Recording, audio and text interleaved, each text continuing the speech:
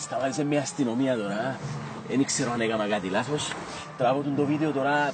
Όχι ότι έλειψαν μου ιδέες για το YouTube να απολύνουν λίγο τα likes με τα views μου, απλώς έτσι είναι δική μου χρήση.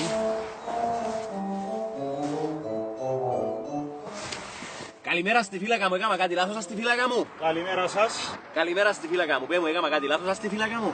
Άδεια και ταυτότητα παρακαλώ. Εν ερώτηση ή διαταγή στη φύλακα μου.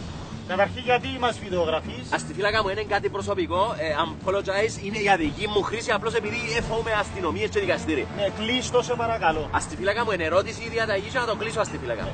Σου είπα να το κλείσεις, είπα σου κλείστο σε παρακαλώ. Στη φύλακα μου.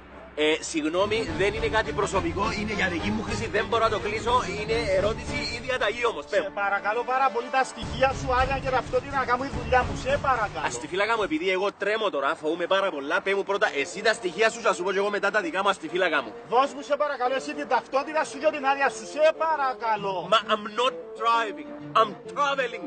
Τι δεν καταλαβαίνετε εσείς είμαι στην Κύπρο. Αυτή τη στιγμή εγώ, τούτο είναι car, it's private property. Κοίταξε να δεις. Δεν είναι ερώτηση η διαταγή, είναι ξεκάθαρη.